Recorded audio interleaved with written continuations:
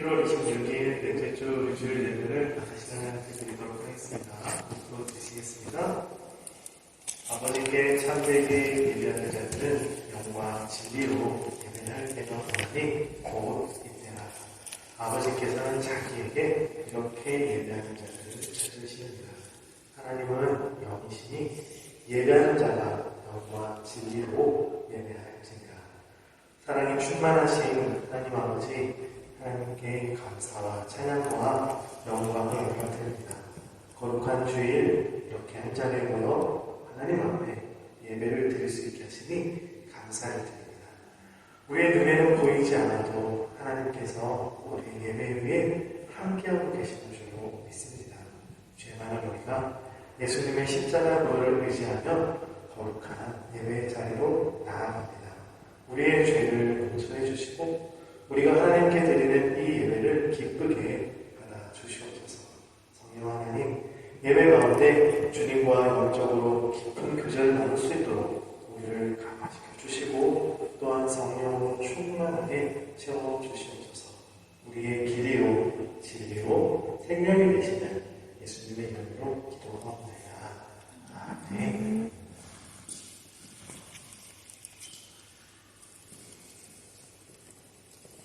같이 한 목소리로 주님께 찬양 올려드리기 원합니다.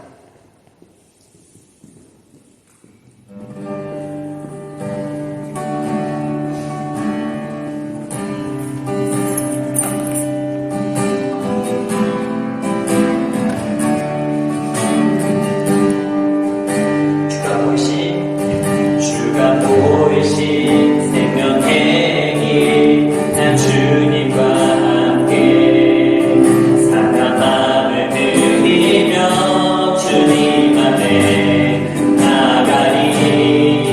나의 의로움이 되신 주 그 이름 예수, 나의 길이 되신 이름 예수. 다시 한번 보겠습니다. 주가 보이신 생명행위 난 주님과 함께 상한 마음을 드리며 주님 앞에 나가리. 나의 의로움이 되신 주 그 이름 예수, 나의 길이 되신 이름 예수. 나의 길 오직 그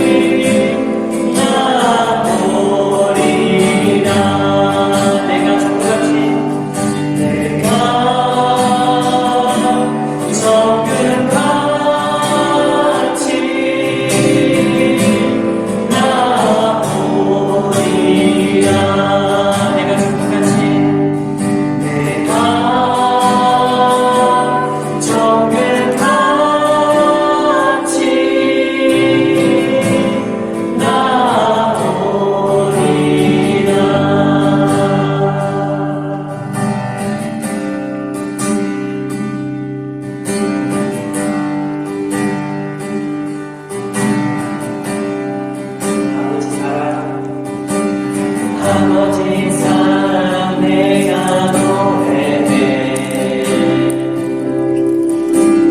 아버지 그대 내가 노래해 그 사랑 변함없으신 거짓없으신 성실하신 그 사랑 사랑할 때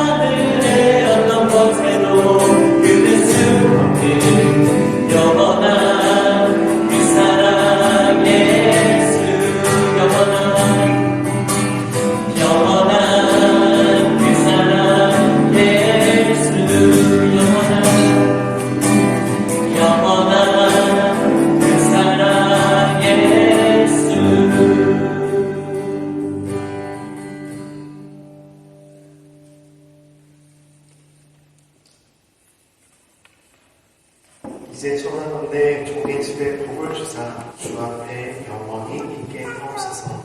주 여호와께서 말씀하셨사오니 주의 종의 집이 영원히 복을 받게 하옵소서. 사랑과 은혜가 풍성하신 하나님 아버지 말씀과 같이 저희들에게 복을 더하여 주시옵소서. 이 시간 하나님 앞에 나와 예배를 드리는 저희들에게 은총을 더하여 주시옵소서. 하나님의 그 강한 능력으로 우리의 눈물을 씻어주시고 하나님 나라가 우리와 함께하며 우리를 평화의 길로 영원히 인도해 주시옵소서. 예수님의 이름으로 기도드리옵나이다. 아멘.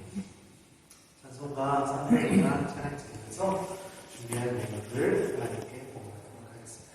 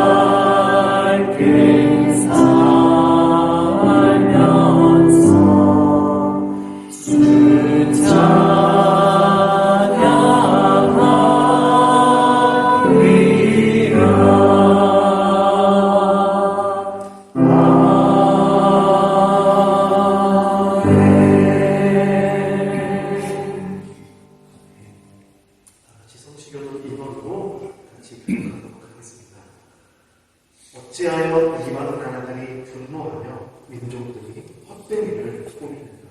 세상에 완전히 사랑하며 하나님을 부러워하여 여호와와 그의 기름 부음 받은 자들을 대적하며 우리가 그의 맹 것을 끊고 그의 결박을 벗어버리자 하는도다. 하늘에 계신 이가 웃으시며 주께서 그들을 지으시리로다. 그때에 분을 바라며 진노하사 그들을 놀라게 하여 이르기를 내가 나의 내 거룩한 시온에 세웠다 하시리로다. 내가 여호와의 명령을 전하노라. 여호와께서 내게 이르시되 너는 내 아들이라 오늘 내가 너를 낳았도다. 내게 구하나 내가 이방 나라들을 내 유업으로 주리니 내 소유와 땅끝까지 이르리로다. 다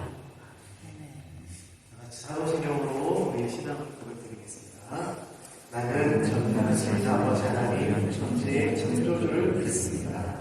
나는 그의 유일하신 아들 우리 주 예수 그리스도를 믿습니다.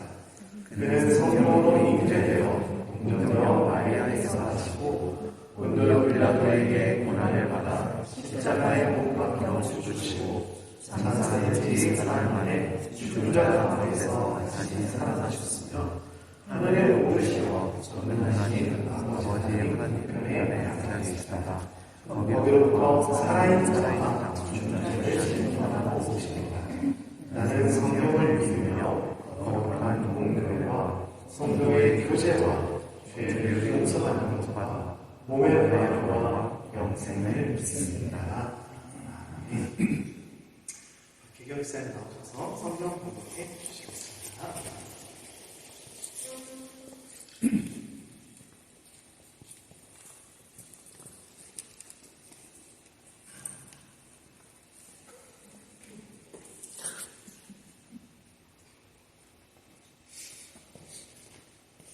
그들에서 제9장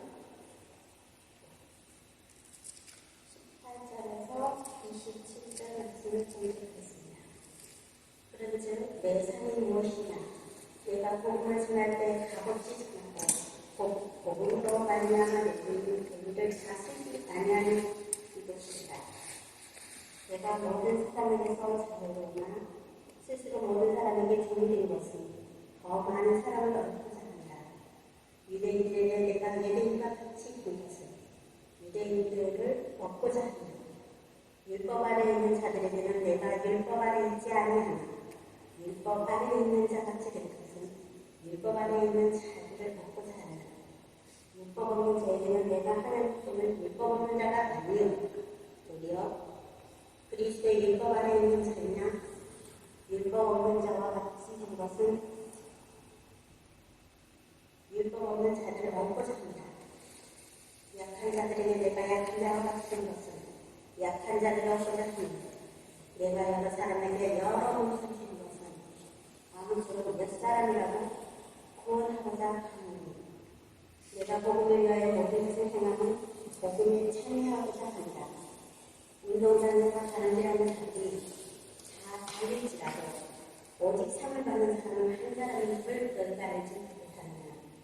너희도 상을 받도록 이와 같이 다른 짓이다. 이기기를 다투는 자마다 모든 일에 절제하나니 그들은 썩은 승리자의 몸을 얻고자 하되 우리는 썩지 아니한 것을 얻고자 하고 그러므로 나는 다른 자들을 당방 없는 것 같이 아니하고 싸우기를 허공을 치는 것 같이 아니하나. 내가 내 몸을 쳐 법정하면 내가 남에게 전파한 후에 자신이 도리어 어린자마다 유혹합니다.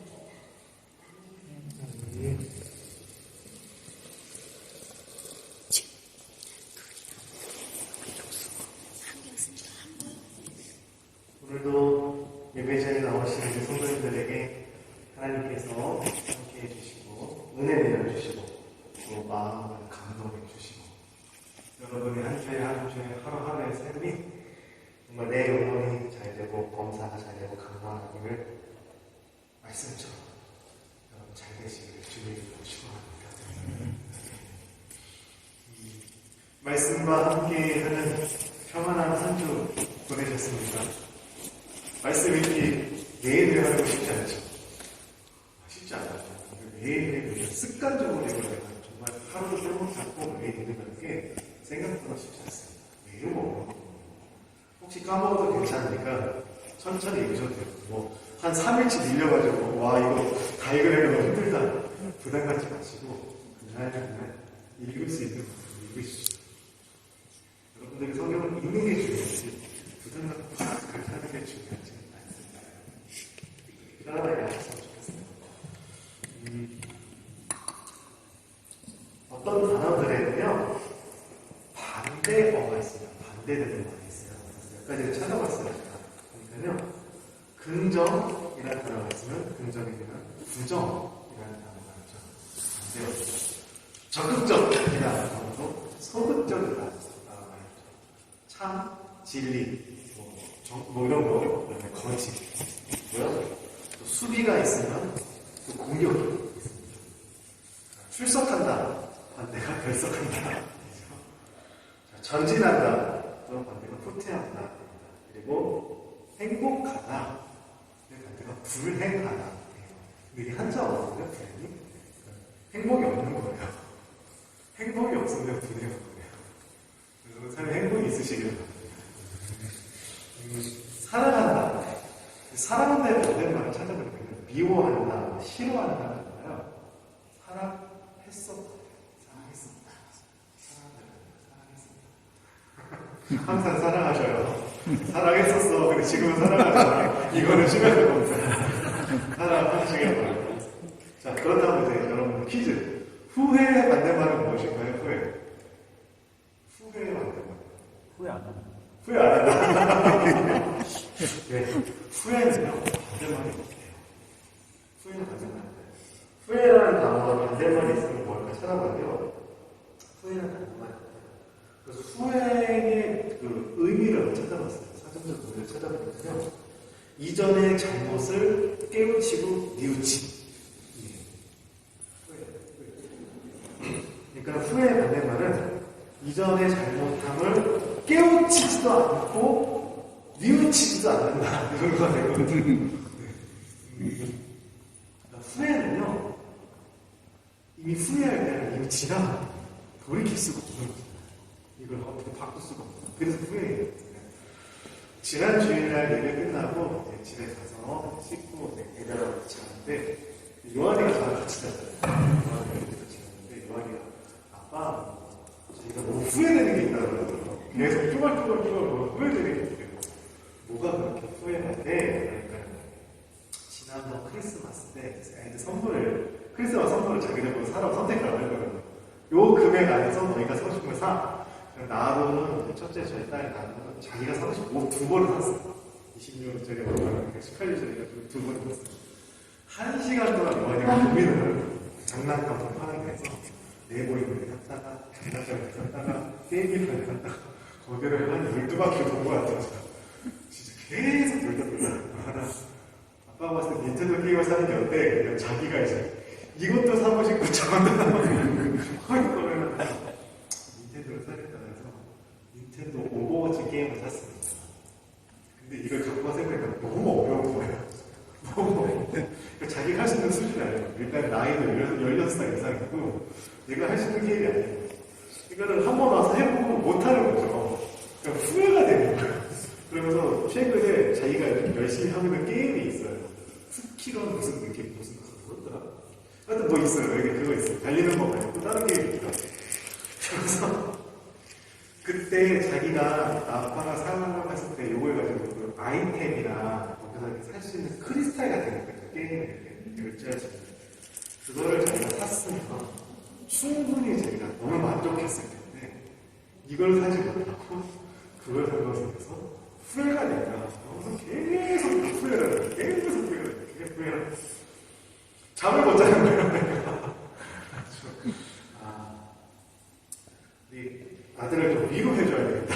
뭔가 좀 마음껏 이거를 해소시켜줘야겠다. 라는 생각을 들었습니다. 그래서 그렇게 얘기를 했어요. 너가 이번에 게임기를 사고 그거를 사지 못함으로써 있는 후회함이 있지 않냐. 그러니까 이번 일을 통해서 이걸 꼭 배웠으면 좋겠어. 꼭 배웠으면 좋겠어. 앞으로도 너는 계속 선택할 거야. 앞으로도 되게 많은 선택들을 너가 삶 가운데 하게 될 거야. 그런데 너가 그때 선택이 잘못된 선택일 수도 있고 잘한 선택일 수도 있어. 근데 잘못된 선택보다 더 나쁜 선택이 후회하는 선택이에요. 무언가를 선택할 때 내가 후회할 것 같다 하는 것을 선택하지 마. 이걸 너가 이번에 배웠으면 좋겠어. 그러면서 위로를 드려야죠. 생일날이 되면 8월달 생일날이 될 때 꼭 결제해줄게. 네가 원하는 걸 결제해줄게. 그때까지만 참아. 그래서 요거를 통해 너가 후회하는 것 생각하고 고민해보고 후회하지 않을 결정을 꼭 하는 것을 너가 배웠으면 좋겠다. 이 생각을 너가 이번에 이게 참 이걸 배울 수 있는 귀한 경험이 되었으면 좋겠다라고 아이에게 얘기를 해줬어요. 알겠다고 해서 좀 이따 자더라고요. 그 아이에게 얼마만큼 위로가 되었는지는 제가 잘 모르겠습니다. 다시는 이제 후회한다는 얘기를 안 하는 거 보니까 이제 후회하지 않을 것 같아요. 후회를 한다는 거는요, 그거를 바꿀 수 없기 때문에, 돌이킬 수 없기 때문에, 이미 엎질러진 보이라는 걸 좀 주워담고 있습니다. 잘못한 거는 고칠 수가 있어요. 근데 바꿀 수 없고, 돌이킬 수 없는 후회는 바꿀 수 없기 때문에 후회가 되는 거죠. 많은 사람들이 인생을 살아가면서 후회를 하는데 언제 제일 많이 하냐면 자기가 곧 죽게 될 때 되게 많이 후회를 해요. 죽음을 앞에 봤을 때 감사했어요, 행복했어요 라고 고백하면 후회가 더 많다. 후회. 자신의 삶에 만족한 사람이 많이 없대요. 후회하는 사람이 없대요. 여러분 왜 그렇게 생각하세요? 왜 그렇게 생각이 드세요? 누군가가 삶의 마지막에 섰을 때 후회를 한다면 왜 그들이 후회할 거라고 생각하세요? 만약에 저와 여러분이 오늘 저녁에 내 삶을 정리해야 돼. 진짜. 그러면 여러분 감사했어요, 만족했어요 라고 고백할 것 같으세요? 후회가 더 많이 날 것 같으세요? 여러분의 삶 오늘 갑자기 정리합니다. 하루하루 내가 지금 하루하루 살아가는 이 하루하루의 삶이 쌓이면서요, 이게 후회로 끝나는 삶이고 이것이 만족과 감사로 쌓이는 삶이에요. 이것은 우리가 하루하루 살아가는 삶의 결과입니다. 쌓여가요. 이 쌓아가는 결과. 인생을 풍성하게 만들면서 후회 없이 살아가는 사람이고요. 인생을 황량하게 메마르게 살아가면서 만들어가면서 후회하는 사람이 있어요. 이것은 결과예요. 왜 그러냐면요, 인생을 풍성하게 만들기 위해서는, 인생을 풍성하게 만들기 위해서는 인풋, 들어가는 것이요, 삶에 들어가는 것이 어떤 것이냐, 이게 좋은 것이 들어가요. 그리고 이 삶을 풍성하게 만드는 인풋 때문에 좋은 것은요, 사랑, 섬김, 봉사, 희생 같은 것. 이게 우리 삶을 풍성하게 만드는 거예요. 이와 같은 것들이 삶에 차곡차곡 쌓이기 시작하면 시간이 지날수록요, 이것이 쌓여가는 삶은 삶이 풍성해져. 그래서 지금은 황량한 것 같아요. 지금은 좀 피폐해진 것 같아요. 내 삶이. 그럼 빨리 이것을 바꾸고 싶죠. 사람을 빨리 바꾸고 싶어요. 이 불편한 사람, 이 환경을 빨리 바꾸고 싶어요. 그러니까 삶을 풍성하게 빨리 만들고 싶어요. 그런데 내 삶이 풍성해지기 위해서는 시간이 필요해요.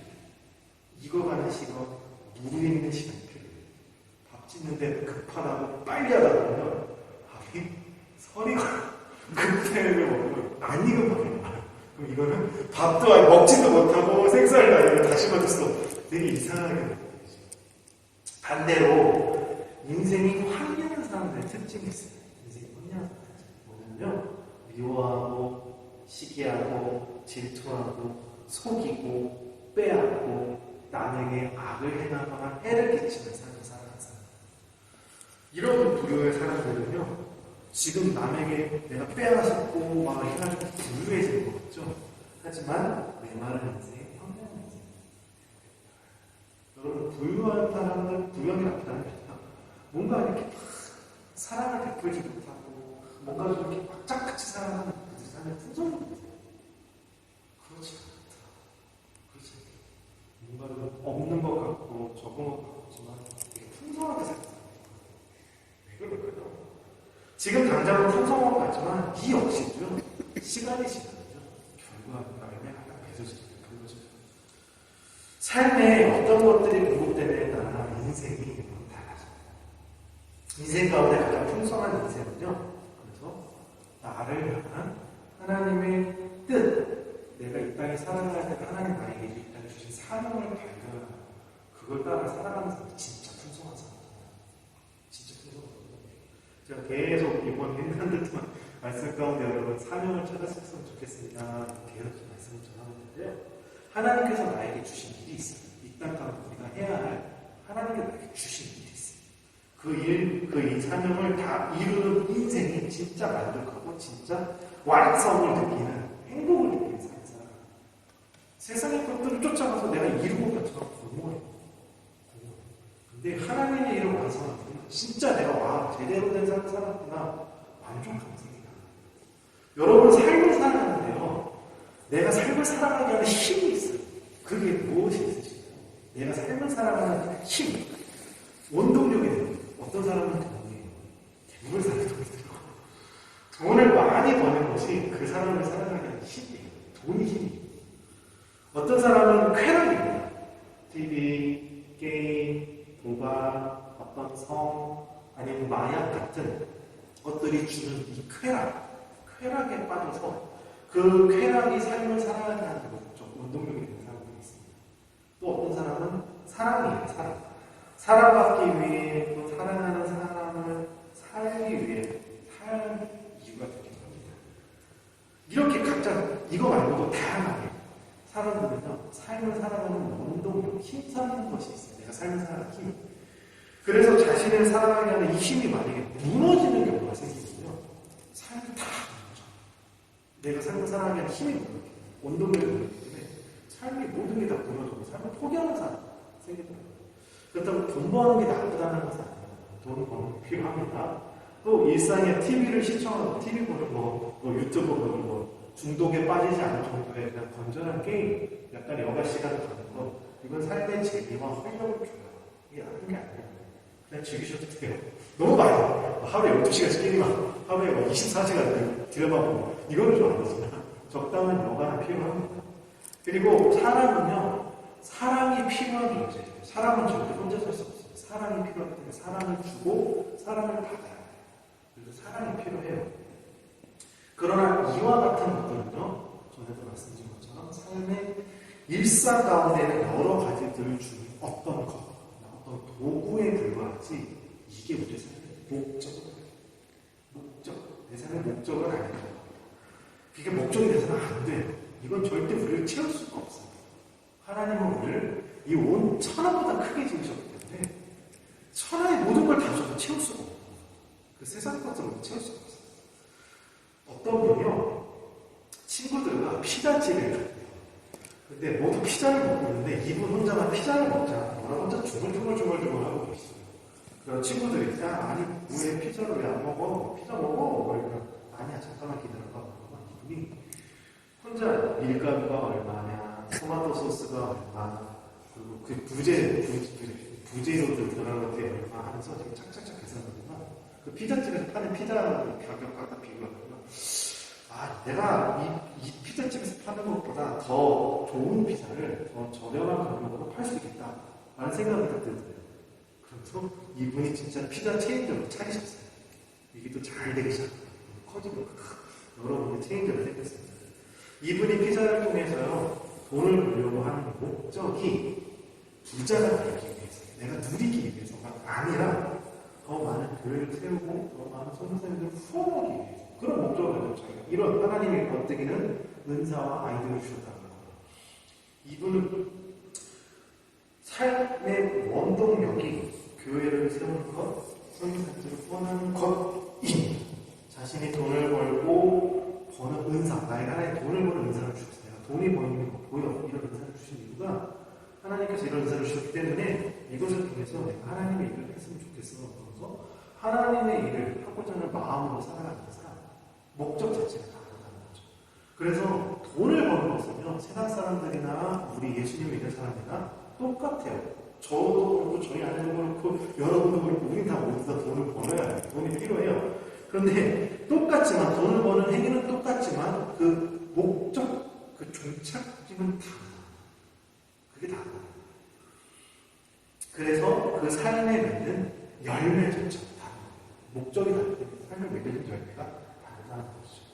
우리 믿음의 사람들은 믿음의 삶을 살아가기 위해서 하는 힘, 그것은요, 그래서 목적 자체가 세상의 것이 아니라 하나님의 사명의 힘이 되어야 돼요. 그것이 되게 중요해요. 그래서 사명을 발견하시는 게 참 좋아요. 너무 필요해요. 많은 사람들이 예전에는 그런 소리들을 했대요. 비전을 크게 뽑으십시오. 큰 비전을 가지십시오. 근데 그런 비전을 이룬 사람이 몇 명이나 있어요. 대부분의 사람들은 큰 비전 뽑은 것은 다 이루는 제가 다 아는 건 다시 한번 자세히 설명드릴게요. 그래서 그 사람의 삶을 살펴보면요. 그 사람의 삶을 살펴보면 그 사람이 무엇을 힘삼고 살아가는지 그것이 무엇을 열심히 하는지 내가 무엇을 때문에 열심히 하는지 그리고 그 사람이 뭘 힘삼고 있는 건지를 볼 수 있습니다. 오늘 우리가 읽은 성경 본문에 사도 바울이라는 인물이 나와요. 근데 사도 바울을 보면서 본문을 보면서 사도 바울의 그런 삶의 모습들을 성경에 나온 이야기들을 보면서 느껴지는 것은요. 사도 바울 안에는 뭐가 있어요? 열정이 있었다는 것이 느껴져요. 열정이 있었다. 그리고 그 열정이 무엇을 향한 열정인지도 발견하셨어요. 그러니까 사람들이 이렇게 막 열정 있게 하는 거 같죠. 사람은 저보다 미쳤어. 그래서 그 사람이 못하는 게 뭔지 막 보이잖아요. 어떤 사람이 열정 있게 말해요. 아, 저 사람은 저기 삶을 걸었구나. 이렇게 보이는 사람이 있잖아요. 그때 그 사람이 하는 목표가 뭔지 보이죠. 그런 것처럼 사도 바울도 그가 한 열정을 보면서 이 사람의 목적이 뭔지, 목표가 뭔지 알 수 있었습니다. 그리고 그것을 바로 보면 하나님이라는 목적을 알았습니다. 근데 사도 바울이 처음 바울 변하기 전에 사울이었을 때도 열정이 있었어요. 아시죠? 말씀을 한번 같이 볼게요. 사울이 주의 제자들에 대하여 여전히 위협과 살기가 든든하여 대제사장에게 가서 다메섹 여러 회당에 가져갈 공문을 청하니 이는 만일 그 도를 따르는 사람들을 만나면 남녀를 막론하고 결박하여 예루살렘으로 잡아오려 한다. 오늘 이 말씀을 보면서 사도 바울 이때도요 열정, 하나님을 향한 열정이었어요. 하나님을 향한 열정이었어요. 자기가 하나님을 믿는데 예수님을 믿는 저 사람들은 하나님의 뜻대로 사는 사람이 아닙니다. 이 사람들을 잡아가는 게 그래서 옥에 가두고 그들을 핍박하는 게 하나님을 위한 일이라고 생각했어요. 그런데 이것은 잘못된 방향이었죠.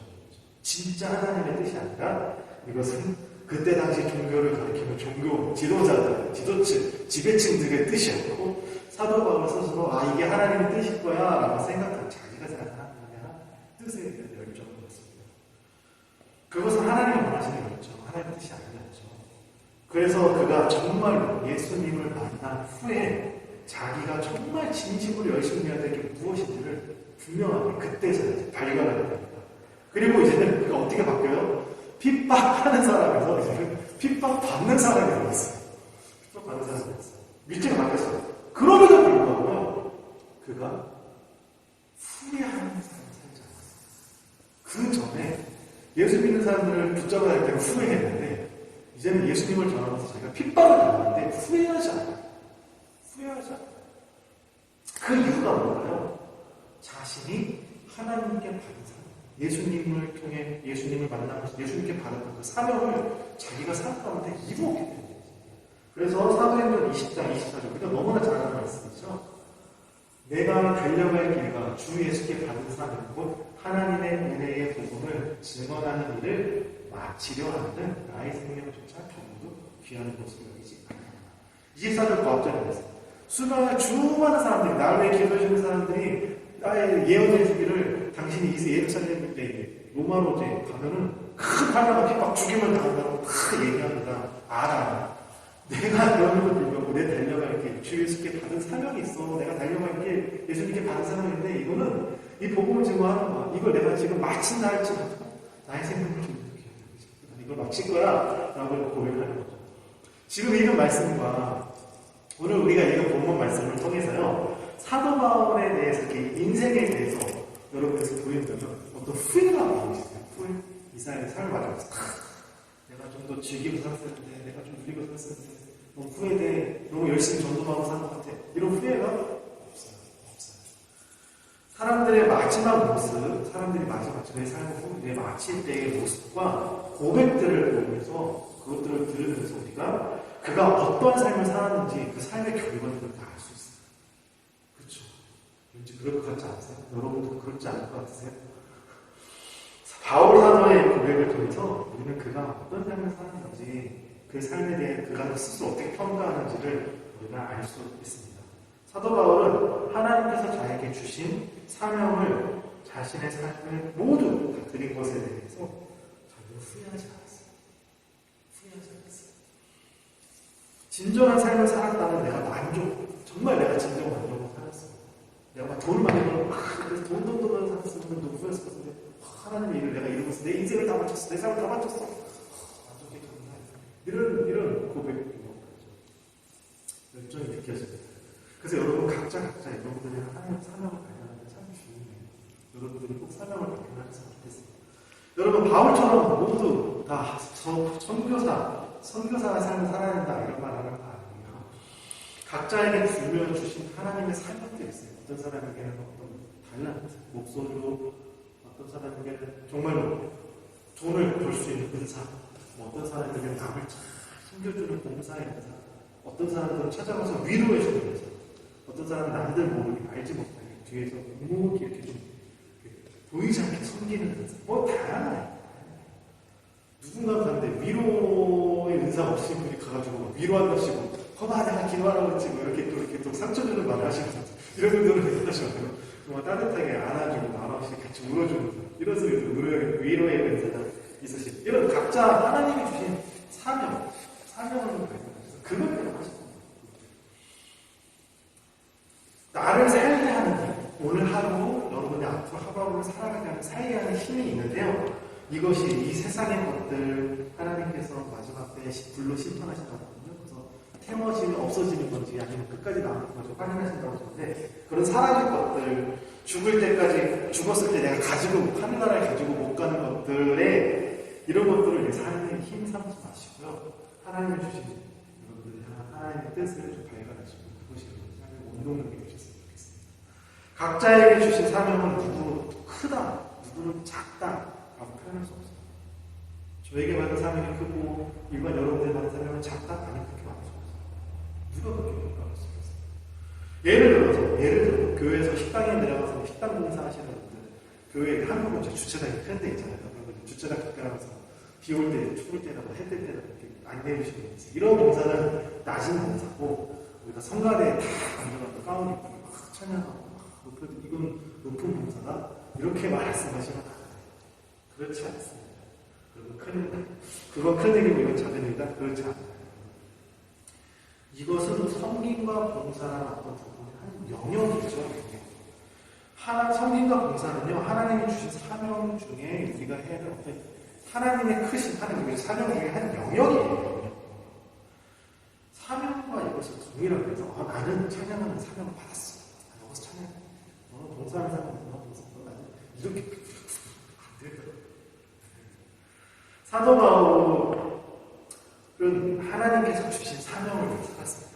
그리고 그가 어떻게 사명을 위해 살았는지 살펴보면서요. 우리가 이런 자세로 살아갈 때 내게 주신 각자 사명을 발견하시고 이런 자세로 살아갈 때 후회가 없는 삶을 살아갈 수 있다는 생각이 들어서 오늘 말씀을 준비했습니다. 먼저 사도 바울은요. 예수님을 사람들에게 전할 수 있다면 그는 뭐든지 희생하는 사람이었어요. 뭐든지 희생하는 사람이었어요. 오늘 보면 9절부터 내용을 19절부터 내용을 쫙 읽고 그런 내용. 내가 자유한 사람이지만 종이 된 것은 사람을 얻고자 하냐. 내가 유대인에게는 유대인 같은 사람이 된 것은 그 유대인 사람들을 얻고자 하냐. 내가 율법이 없는 율법 없이 사는 사람. 유대인들 율법 지키는 사람이죠. 근데 유대인이 아닌 사람이 율법 없이 살았어. 유대가 율법 없이 사는 사람과 같이 내가 또 똑같은 모습으로 변한 것은 내가 바뀌어서 그런 게 아니라 그들을 내가 구원하고 싶어서 하나님을 잡고 싶어서 내가 연약한 자들에게 내가 똑같이 연약한 모습을 된 것은 그들을 얻고자 합니다. 이렇게 쭉쭉쭉쭉쭉쭉 그런 내용들을 설명합니다. 바울 사도가 말하는 이 말의 공통점이 뭘까요? 그것은 희생은요, 내가 그들과 같은 위치로 들어가는 거예요. 하나님께서 예수님을 보내셨을 때, 하나님이신 예수님이 이 땅에 우리를 구원하기 위해서 오셨죠. 사람이 되셨습니다. 그리고 이 땅에 계시는 동안 많은 병든 자들, 아픈 자들, 소외된 자들, 하나님을 필요로 하는 자들에게 찾아가셔서 그들을 위로하셨죠. 그래서 너무 가난한 사람처럼 지난주 말씀드린 것처럼 가난한 자만 찾는 것이 아니고 부유한 사람, 권력있는 사람들도 예수님께 왔고 이들은 다 그들을 예수님께 품어주셨어요. 섬겨주셨어요. 그리고 그 모든 사람, 예수님은 가난한 자들을 위해서 죽으신 것이죠. 부유한 사람, 권력있는 사람들을 위해서도 그들을 구원하기 위해 죽으셨어요. 모든 위해 예수님은 죽으셨습니다. 예수님은 하나님이심에도 불구하고 낮아지셨고 또 끝까지 죽기까지 희생하셨습니다. 왜 이 희생이 중요하고 능력이 있는 걸까요? 희생이라는 게 왜 이렇게 중요하고 능력이 있는 걸까요? 희생은요, 내가 스스로 넘어지는 거예요. 스스로 쓰러지는 거예요. 무슨 개념인지 아시겠어요? 내가 손해를 보는 사람들이 두려워하는 것이 있으면 뭐예요? 삶 가운데서 쓰러집니다. 넘어집니다. 손해보는 것을 사람들이 싫어해요. 무언가를 내가 더 어깨 원하고 내가 쓰러지지 않고 넘어지지 않고 우뚝 서기를 원하지 쓰러지고 넘어지고 손해보는 것을 사람들은 원하지 않습니다. 그런데 희생은요 반대예요. 자발적으로 내가 낮아지면서 자발적으로 내가 쓰러지는 거예요. 내가 손해를 보겠다는 거예요. 희생하는 거예요. 그렇죠. 사람들이 제일 많이 걱정하는 거 그것은 바로 잃어버리면 어떡하나. 돈 잃어버릴까 걱정하고요. 건강 잃어버릴까 걱정하고요. 지금 누리고 있는 것도 일단 이걸 잃어버릴까 걱정해요. 어떤 공포심은요, 사탄이 주는 생각 중에 하나예요. 사탄이 우리에게 주는 공격들 중에 하나예요. 공포심은. 하나님께서는 우리에게 아무것도 염려하지 말고 너희에게 염려하는 생각보다는 나에게 맡겨. 너희를 평안한 이게 하나님의 뜻이죠. 사람의 심리가요, 생각이 우리 몸에 미치는 영향이 굉장히 큽니다. 실제로 있었던 일이에요. 영국에서 예전에 미국으로 이렇게 화물선을 했는데요. 한 선원이 냉동칸에 들어갔다가 잘못해서 거기 잠겨서 다쳐버렸어요. 근데 냉동칸이 안에서는 문을 열 수가 없고 그 당시에는 밖에서만 열 수 있는 이렇게 장치가 되었습니다. 냉동실, 그래서 거기에 갇혀있는 이 사람이 영국에서 미국으로 이동하는 도중에 그러면서 얼어 죽어요. 근데 너무 신기한 것이 있었는데 뭐냐면요. 이 선원이 들어간 이 냉동칸이 망가졌대요. 냉동고가 작동이 안 되는 거예요. 그러니까 사고였어요. 사고. 영하로 떨어진 게 아니라 사고였어요. 그런데 이 사람이요, 냉동이 안 된 상태인데 거기서 정말 얼어 죽어요. 왜? 어떻게 이 사람 상원인데 냉동이 작동이 안 되는데 왜 얼어 죽었냐? 그거 상당히 연구를 해보면 그 이유가 뭐냐면 내가 지금 갇혀있는 곳은 냉동실이야. 나는 이제 이곳에서 점점 계속 얼어갈 거야. 손이 얼어간다. 발이 얼어간다. 입이 안 움직이는 것 같아. 이러면서 자기가 스스로 생각하면서 스스로 얼어주고 스스로 사망해요. 이렇게 두려우면 우리의 삶 가운데 우리를 공격하고 우리를 무너뜨립니다. 그러나 희생한다는 것은요, 잃어버리게 된다. 우리가 잃어버린 것에 대한 두려움을 갖고 있을 때 이것에 대한 희생은 이 잃어버리는 두려움에 대해서 우리를 벗어나게 합니다. 자발적으로 스스로 선택하는 거예요. 내가 있는 이 모든 것은 다 하나님이 주시고 내가 누리고 있는 것은 다 하나님이 주시고 그래서 내가 이걸 내 거라고 내 거, 잃어버릴까 무서워, 내 거 이렇게 할 필요가 없어. 하나님 것이기 때문에 하나님이 주셨는데 하나님 것을 내가 또 다른 사람 필요한 사람들이 나눠. 내가 나눌 수 있는 것들을 나눠줄게. 그렇다고 생각하면 나는 하나님께서 하나님 주신 것을 하나님이 주라고 해서 나누는 너무 기뻐라고 생각하면 그럴 수 있는 거죠. 예수님의 희생, 오늘 본문에 나온 사도 바울의 희생은요, 내 이익을 얻기 위해 잠시 내가 노력하고 내 땀 흘리는 희생이 아니라요, 스스로가 선택한 희생이고요, 또 특별히 영혼을 살리기 위한 희생이었습니다. 그래서요, 누군가 여러분들이 삶 가운데서 누군가 한 영혼을 구원하기 위해, 한 영혼을 살리기 위해 내가 남들이 알던 모르던 그 사람이 이걸 고맙게 여기고 고맙게 여기지 않고 내가 희생을 한번 해보라고 하면요, 예수님을 먹을 수 있어요. 예수님을 먹을 수 있어요. 예수님께서 우리를 희생하실 때 이걸 정말 고맙게 여기고, 예수님 어떻게 슬퍼하는 사람도 있었지만 그걸 모르는 사람도 있었거든요. 그렇지만 예수님께서 희생하셨죠. 언젠가는 깨닫게 되죠. 그리고 희생은요, 나의 영혼을 더 성숙하게 만들고 나와 다른 사람의 삶을 아름답게 만들어줘. 희생이 풍성하게 만들어줘. 우리가 말씀을 따라 살아가는 게 쉽지 않아요. 말씀을 따라 나를 자아를 죽이고 말씀에 따라 순종한다는 건 10배나 어려워요. 세상의 삶을 살아가는, 세상 방법대로 살아가는 것도 많이 노력이 필요한데 쉽지 않은데, 하나님의 말씀을 따라 살아가는 건 더 많이 힘들어요. 그런데 그렇게 살려고 노력하다가 내가 남들에게 그래 말씀드린 이 베풀라고 했어, 도우라고 했어. 그럼 내 생각하는 허용치가 있어요. 이 정도까지는 내가 도울 수 있겠어. 이 정도까지는 내가 베풀 수 있겠어. 그래서 어느 날 내가 원치 않게 내가 생각한 허용치보다 더 많은 허용, 더 많은 베풀고 더 많은 섬김을 해야 할 경우가 생겨요. 그러면 힘들죠. 상처네. 어려워. 무너지고 마음 상처. 어려워질 때가 있습니다. 그럴 때 가끔씩 생길 때가 있어요. 그럴 때 이게요, 또 생각해보면 한편으로 그때 당시 나는 너무 힘들게 하는 거지만 그것이 나의 희생의 크기, 나의 섬김의 크기를 더 크게 만들고 그런 하나님의 뜻이죠. 태권도 가면 다리 찢잖아요. 강제로 맞지. 하나님, 야, 넌 더 커졌으면 좋겠어. 더 커졌으면 내가 빨리빨리 안 하니까. 이렇게 연어시는 어떤 하나의 과정이시기도 하더라고요.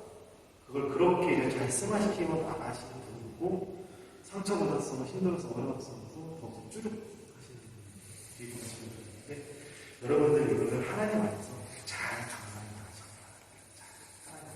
하나님 그때 쭉 하면 잘못된 거냐? 아니요. 그건 잘못된 거예요. 사람이 꼭 그럴 수 있어요. 저도 마찬가지예요. 저도 이렇게 섬기고 지금 할 때가 있다니까.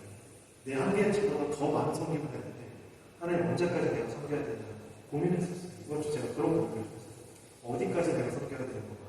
어디까지 내가 희생해야 되는 건가? 생각해봤어요. 그래서 예수님이 생각나요. 예수님께서는 희생하고 섬기고 하실 때 많은 사람들이 다 너무 감사해요. 예수님 너무 고마워요 했을까? 그렇지 않은 사람도 있었고, 시기하고 싶어하고 공격하는 사람도 있지 않았을까? 죽이려고 했잖아요. 그런 사람들. 하지만 예수님 끝까지 섬기셨죠. 2차 세계대전 당시 독일의 히틀러가 영국 런던을 이렇게 공습할 때 일이었대요. 히틀러는요, 공습하는 폭탄에 시간 폭탄을 설치합니다. 시간 장치를 설치합니다. 그러니까 비행기가 와서 폭탄이 딱 투하되면은 그게 바로 떨어지면서 폭발하는 것이 아니라 폭탄이 떨어졌는데 안 터져요. 근데 이게 1분 뒤에 터질지, 1시간 뒤에 터질지, 뭐 5시간 뒤에 터질지, 며칠 뒤에 터질지 아무도 모르겠어요. 시간 장치 어떻게 되는지 아무도 모르겠어요. 그러니까 사람들이 더 두려운 거예요. 폭탄이 있으니까 더 무서워서 어떻게 활동을 하지 못해요. 그래서 공포에 이 사람들이 어떻게 밤낮으로 맨날 폭탄 떨어지는데 이게 바로 터지고 끝나면 이제 터졌으니까 좀 더 안전하게 활동했는데 이게 터지지 않으니까 더 사람들이 어려워서 큰 불안감 속에 떨게 되었습니다. 그래서 공습 경보가 끝났음에도 불구하고 이 런던 시민들이 꼭 이런 언제 터질지 모른다는 공포 때문에 죽음의 공포 때문에 아무것도 할 수가 없게 되었어요. 그런데 영국의 귀족이었던 심포크 공장이라는 분이 저녁에 하나님께 저녁 기도회를 드리다가 기도하는 중에 바로 이 일을 내가 해야 되겠다. 강한 하나님의 부르심, 하나님의 강한 감동, 사명을 자기가 발견하게 되었답니다. 그 순간 이 소포크 공장은요, 자신의 운전기사와 여기사와 함께 시한폭탄을 처리하는 UBF라는 결사대를 조직합니다. 그리고 이들이 폭탄이 떨어진 곳을 찾아가서 죽음을 무릅쓰고 33개나 되는 시한폭탄을 그 시간에 해체했답니다. 그리고 35번째 폭탄을 찾아가서 해체했더니 이게 시간이 너무 터져버려요. 그래가지고 이분들이 그 동료와 그 공장 같은 일행들이 다 죽임을 당한 것 같습니다. 그들은 이름도 없이 빛도 없이 죽었죠. 내가 그렇게 희생했다고 해서 어떤 사람은 저분들이 저 공장과 그 동료들이 날 폭탄을 제거해서 죽었어 라고 고마운 사람도 있지만 모르는 사람도 있어요. 아유 왜 저렇게 개죽음을 했어 이렇게 표현하는 사람도 있을 수 있어요. 하지만 그들의 희생으로 런던의 수많은 사람들이 다시 살아나게 되었다는 거죠. 폭탄의 공포로부터 벗어날 수 있게 되었다는 거죠. 만약에 이 서포크 공장이 하나님께서 그렇게 강한 마음을 주셨을 때 하나님 내가 죽을까 무서워요 나 못하겠어요 하고 이것을 포기했다면 어떻게 됐을까요? 또 그들이 런던 시민을 위해 희생하지 않았다면 얼마나 많은 시민들이 폭탄에 죽게 되었을까요? 그 사실을 알게 된 누군가는 분명히 그가 나를 위해 죽었구나 라고 기억하지 않을까. 예수님을 생각하지 않았을까요? 이 공장과 동료들은요 폭탄이 터지고 죽는다는 걸 알았어요. 알면서도 불구하고 자신들이 죽을 걸 알면서도 시민들을 구하기 위해 폭탄을 제거하고 다녔던 겁니다. 그래서 찾아가셨죠. 예수님을 믿고 따르는 성도들에게는요 사도 바울처럼 또 이 서포드 공작과 그 일행들처럼 내가 하나님을 위해 이렇게 희생한 것이 있습니다. 하나님의 나라를, 하나님의 사명을 위해, 하나님 나에게 주신 사명을 위해 내가 이렇게 희생했습니다. 자랑할 것들이 너무 있습니다. 하나님 나라 갔을 때 너와 여러분이 하나님 나라 앞에 이제 쓰게 되잖아요. 이 땅의 삶을 다 바치고 하나님 앞에 섰을 때 내가 너에게 맡긴 그 사명을 잘 감당하고 왔니? 라고 하나님 물어보실 때 하나님 제가 이렇게 하나님 나라에게 하나님의 사명 주신 사명을 내가 잘 감당했습니다. 하고 여러분들이 하나님 앞에 자랑하시는 내용들이 있으시기 바랍니다. 이런 것들이 있으면 좋겠어요. 교회가 얼마나 만들었습니다. 성도들이 얼마나 모였습니다. 이것도 자랑할 수 있지만 하나님은 그것을 준비하잖아요. 지금 말씀드린 것처럼 하나님께서 주신 사명을 위해 제가 최선을 다해 하나님의 생각하는 증거가 있는 삶을 사시는 저 여러분이었으면 좋겠습니다. 두 번째로요, 사도 바울은 오늘 말씀을 통해서 절제를 말씀했어요. 절제. 오늘 말씀 25절에 말씀하기를 이기기를 다투는 자마다 모든 일에 절제하니 그들은 썩을 승리자의 관을 얻고자 하되 우리는 썩지 아니할 것을 얻고자 한다 말씀하시고 또 27절에 이어서 내가 내 몸을 저 복종하게 하면 내가 남에게 전파함에 자신이 도리어 버림받을까 버림을 당할까 두려워합니다 라는 말씀이 있습니다. 바울이 당시 바울 사도 바울이 전도하는 당시 고린도에는요 매 3년마다 올림픽 같은 경기를 생각하시면 올림픽 4년마다 매 3년마다 이스트미안이라는 종합 운동 경기가 펼쳐졌다고 합니다. 사람들 그때는 텔레비 이런 게 없었기 때문에 그게 굉장히 큰 스포츠였고 즐길 거리였대요. 지금도 그렇지만 당시 운동 경기자들이요 운동의 경기에 참여하는 운동선수들이 그 승리의 1등, 그 승리의 월계관을 쓰기 위해서 그걸 영광을 얻기 위해서 부단히 그들이 훈련하고 연습하고 절제하죠. 누릴 거 다 먹고, 먹을 거 다 먹고, 즐길 거 다 즐기면서 나 금메달 땄어 이렇게 하는 사람 없잖아요. 사도 바울은 이처럼 고린도 교인들이 직접 눈으로 보았고 그들이 그 경기를 통해서 운동 경기라는 그 실제적 비유를 통해 이 고린도 교회 교인들에게 교훈을 주고 싶어요. 어떤 교훈이냐면 경기에 참여한 운동선수들이 승리라는 것을 위해 그것을 위해 자기가 누렸던 삶 이런 것들을 다 절제하고 몸과 마음을 오직 그 한 목표를 향해 그들이 승리하는 그 목표를 향해 월계관에 집중하는 것처럼 여러분 세상에서 그들이 승리자들이 갖고자 하는 그 월계관은 썩어 없어질 월계관이죠.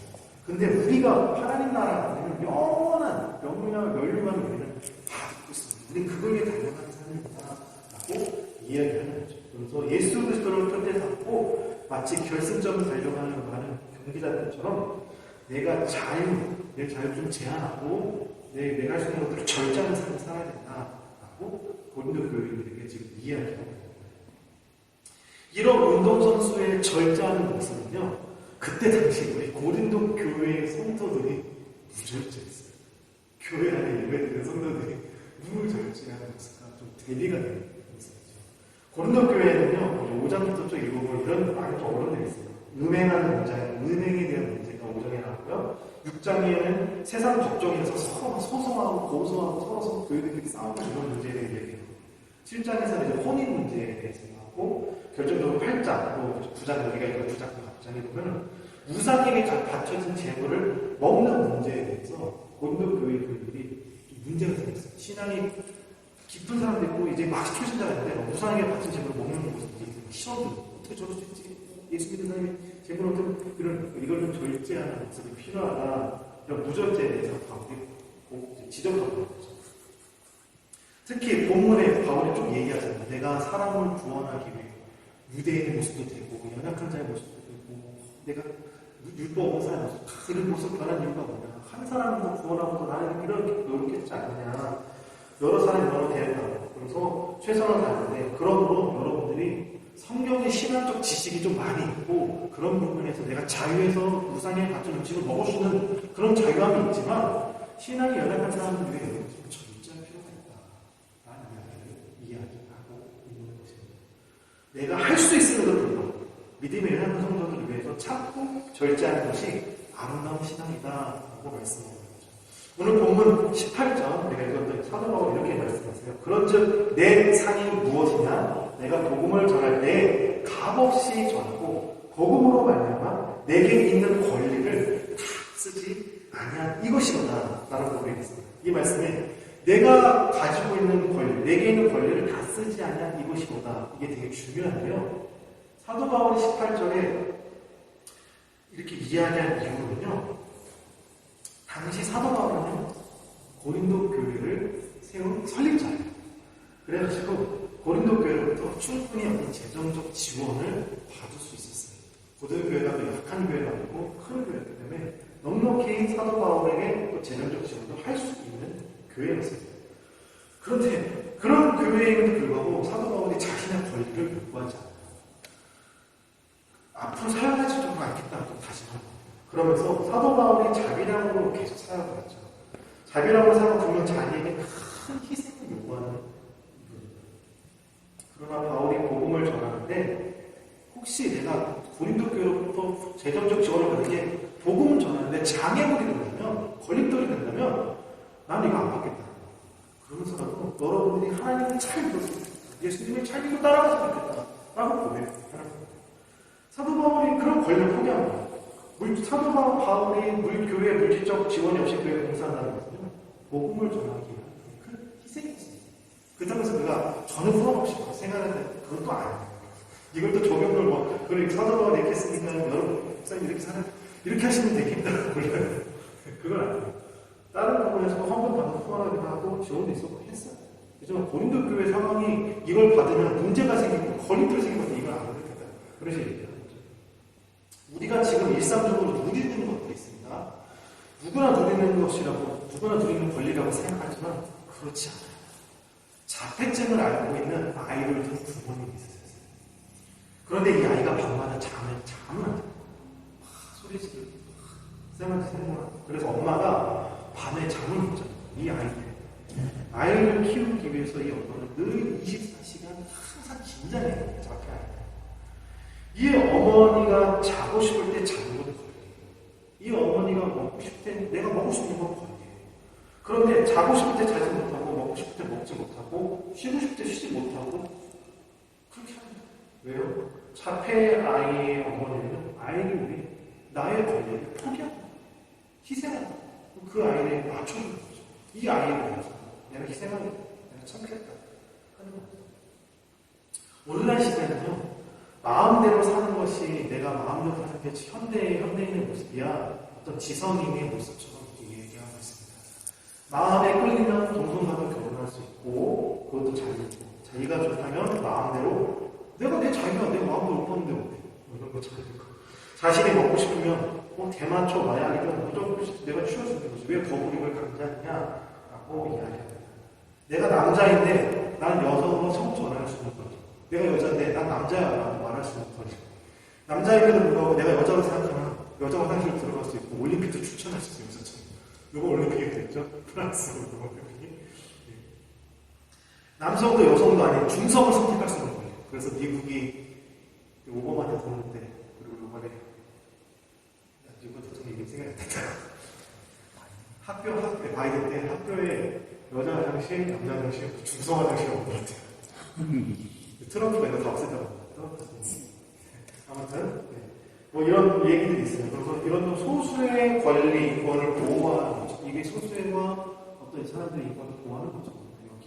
되게 지성인 것처럼 생각해요. 그런데 사람이 마음대로 생각하고, 사람들이 마음대로 나의 감정을 표출하고, 사람이 마음대로 행동하고, 마음대로 먹고, 마음대로 즐기고, 마음대로 가지고 싶은 것들을 가지면 이 세상이 어떻게 될까요? 그러면 마음대로 하는 세상은요, 무질서한 세상. 마음대로 하지 않는 것이 전부지. 성경에 9가지 명령이 있어요. 사랑, 희락, 화평, 인내, 자비, 양선, 충성, 오유, 그리고 마지막에 절제. 성경의 9번째는 절제는요, 자신의 감정, 내 감정이 분노가 끌어와요. 어떤 충동, 뭐가 막 사고 싶어. 분해의 충동, 이런 게 있어요.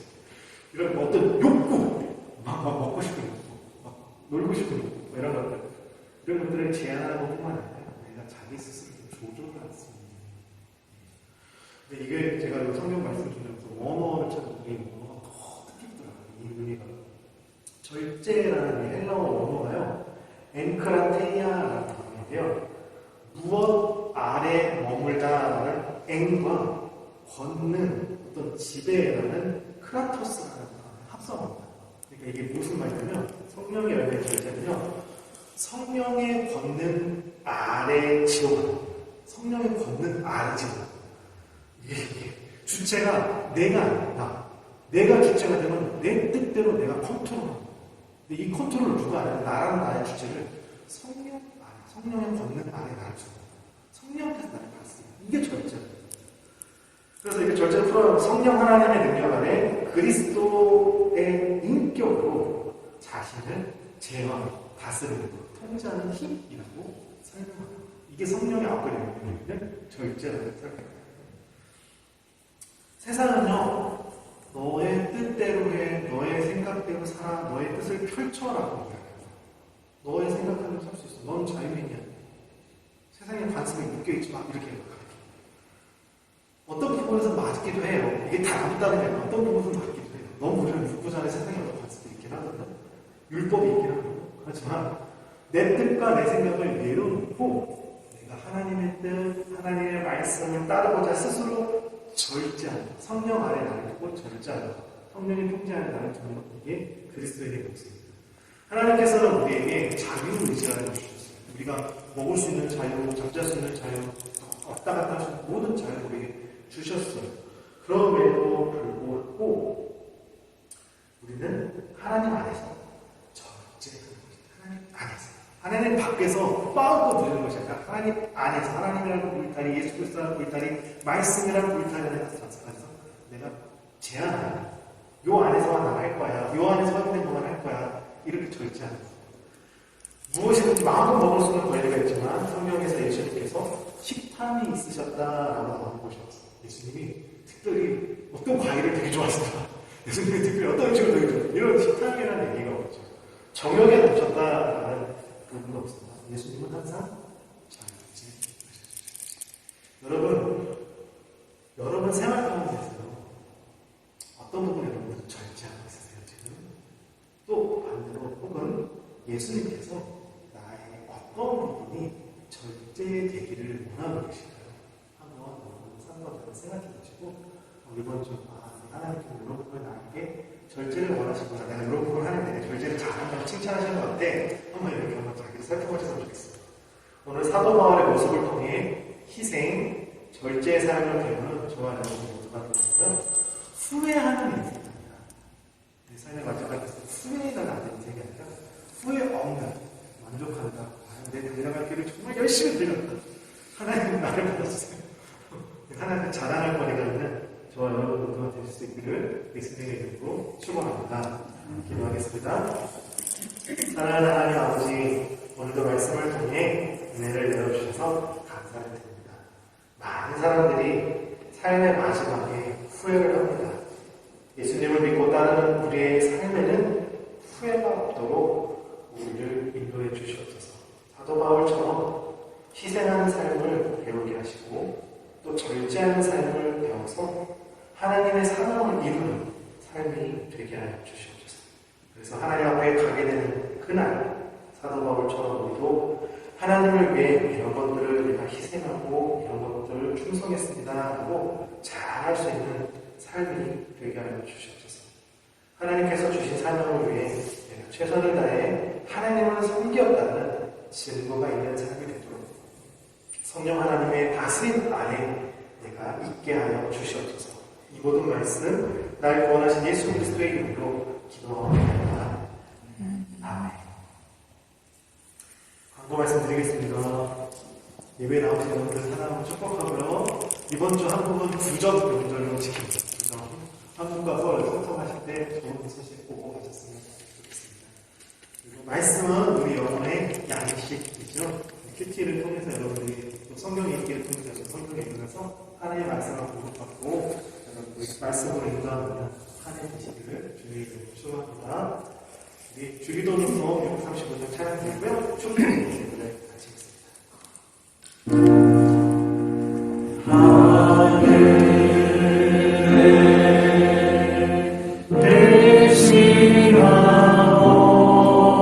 대신하옵지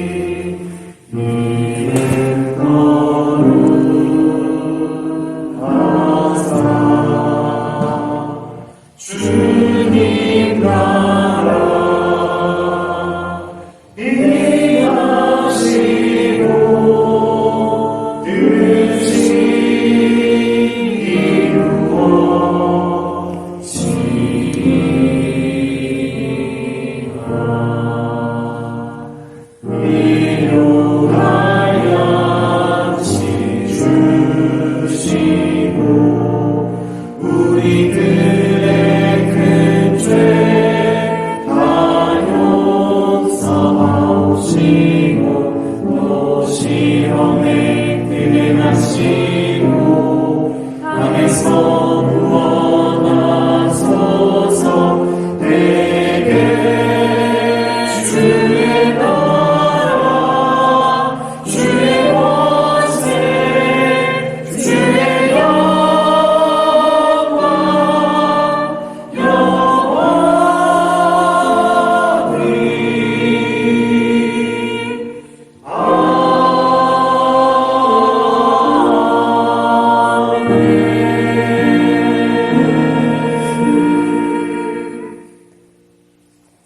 하나님 아버지 감사를 드립니다. 오늘도 우리 예배 위에 함께 하시고 은혜 가운데 역사해 주실 줄로 믿습니다. 이 시간 정성과 예배를 예물을 올려드립니다.